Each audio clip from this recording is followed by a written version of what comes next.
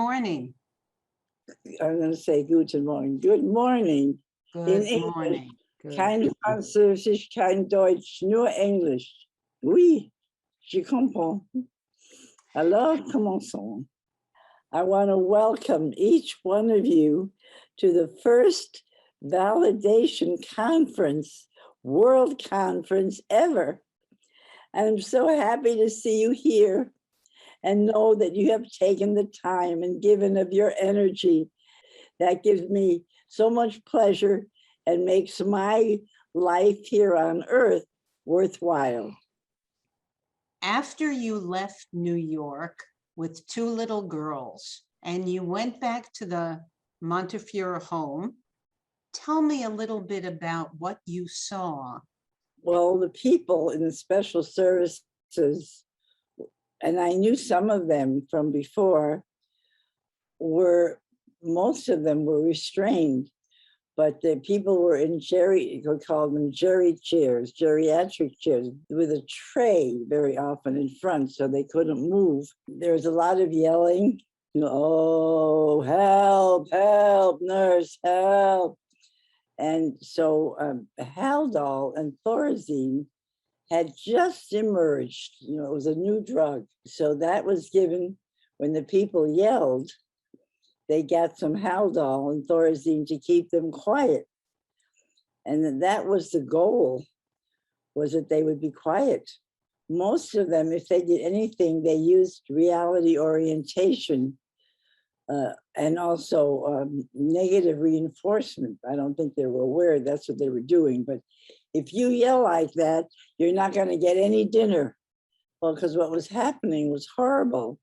The people, a lot of them they were my friends. I knew as a little girl, Mrs. Liu, but when I came back, I hardly recognized her because she was restrained and her eyes were kind of not glazed. They weren't focused. There was no life in her. What were your first steps, do you think? Well, the first step, I was look at Mrs. Liu and saw that she wasn't responding. And so I went closer to her because I felt she would remember me. And I very gently touched her on the cheek. And I used the mother touch. Her mother touched the children, and Mrs. Liu's eyes opened. And there was the cognition. She recognized me. And they were just blank before. I was able to explore with them. Right. What happened? Mrs. Liu, you look so sad. And I verbalized how she felt. What's the worst thing that happened to you? And validation techniques developed. Like, what's the worst thing is polarity and what happened, asking open questions, but much later. Right. And now I just wanted Mrs. Liu to have some life back in her, where when one of the people in my group, Mr. Rose, would call the administrator a goddamn son of a bitch, instead of, oh, Mr. Rose, don't say that. And look, all the other people, they're getting all upset. Instead of that, I would say, right on, Mr. Rose, what did that son of a bitch do to you? Because he was talking about my father, and I was rebelling at the time against my father. So I really identified with Mr. Rose. Right. And that's really how the techniques came about. When I said to him, what did that goddamn son of a bitch do to you? And he would say to me, and then after a while, he wouldn't yell as much. He wouldn't swear as much. So I realized that when people express their anger and release it, it dissipates. People don't have to yell as much and swear as much anymore if they're listened to. How did your colleagues react to all this? Well, the administrator said in a big staff meeting about me, he said, she's as crazy as the people she works with. And that just about sums it up. Well, they had no respect for me. I mean, it's hard to get people who have acute memory loss together and focus on each other and talk where they can't talk to each other. So that would take a lot of work. And I was able to do it. I was able to give people roles. So I had a welcomer and I had a hostess who passed the cookies. And right in the middle of the welcoming, in would come one of the nurses and take the welcomer out. So we had no more welcomer. They didn't say anything, excuse me, or anything, just came in. You were trying to really reach out to these people, and people around you, your supposed colleagues, were making fun of you and sabotaging your work. That's true. That's very true. And didn't that make you afraid? Or Well, it made me think they are so stupid. You know, they don't understand the people. They shouldn't be working here. That was what I felt, but I had to keep those feelings to myself. So I just ignored them. I think I tried to express them to a psychologist. When the psychologist saw my group, and afterwards he said to me, you know, you're validating these people. And I said, hey, that's a great name. And I had called it group work with disoriented old people in a nursing home. And that was a little too much. So when he said, you're validating the people, I thought, hey, that's fine. That's what we'll call it. People were using validation, not only the ideas, but the name. They still use the ideas without the name, but that's okay. But they were using the name also for other things that they were doing, like with diversion, that was very popular. and lying. Lying, they called it a therapeutic lie. Right. I don't think any lie would ever be therapeutic. How the people got away with that, I am amazed, because they had anyone with social work training or psychology training would not lie. But a lot of people misunderstand validation and think that you have to pretend or lie. When you empathize with another human being and explore, you're not lying.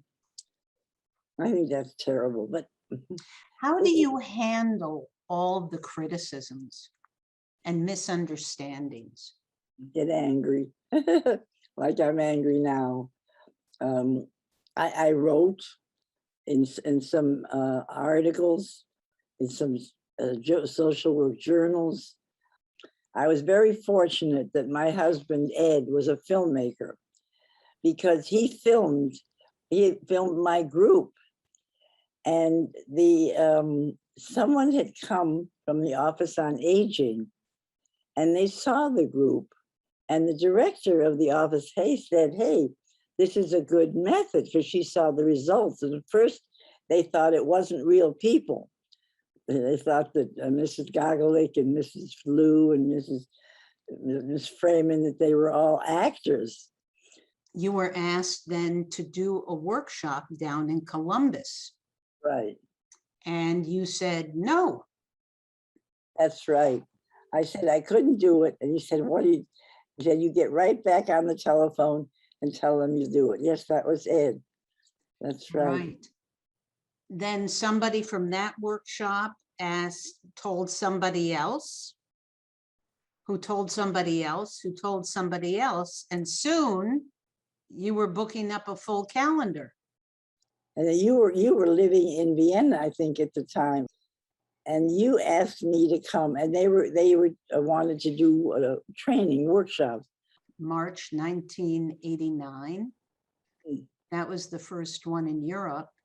I think between 1990 and 1995, there was, in Europe, explosive growth. Right.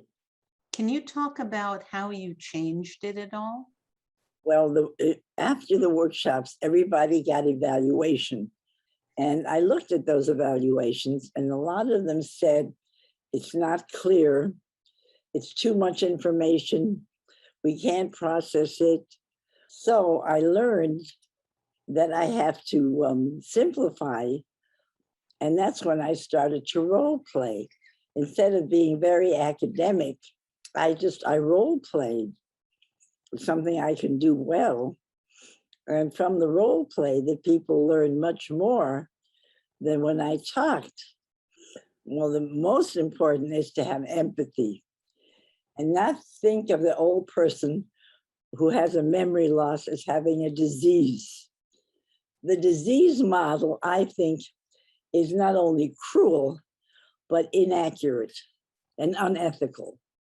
Now, when they're young, that's different.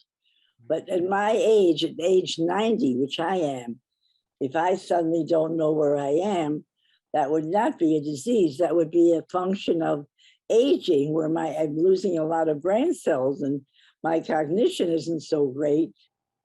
That there's always, I think the important thing is that there's always a meaning behind behavior, no matter how crazy it seems from their point of view.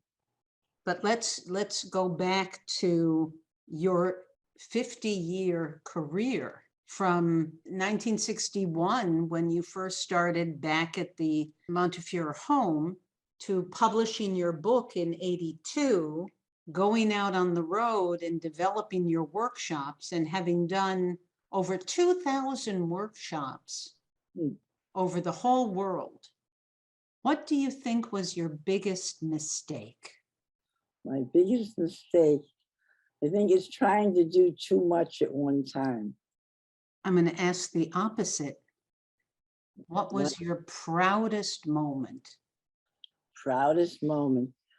I think when people like Rita Altman and Kevin Carlin, who were heads of big organizations, realized that what I was doing had worth. But when they recognized that this was really a most helpful way of working with people who have a dementia, and they supported me, that was very, then I felt much relieved, because before I felt really alone. And now with your own last stage of life, Well, would you put yourself in integrity versus despair, or resolution? on the whole, respect what I have done in my life with all the mistakes that I made. But the positives, I think, outshone the negatives, because people have learned. So I think that gives me the most satisfaction, that people have internalized the precepts and the ideology of validation, and therefore they use it, whether they recognize me or not. They have a method that they can use to help people that I developed, and that makes me feel very good about myself. That outweighs the negatives. Yeah, right. Mm. Well, I did what I could. I did as much as I could. I'll keep on doing if I am given the opportunity, but I'm satisfied with what I did. Well, I do want to thank you all for taking time, and I know your time is very worth, a lot of demands made on you and your time, and you have taken the energy and the time to come here and learn more about validation. I want to especially to thank the next speaker, Hedwig Noy, who has been a loyal supporter of validation. And Hedwig, you know, for me to have support from Hedwig and all of her colleagues has been a boon to me, and has given me energy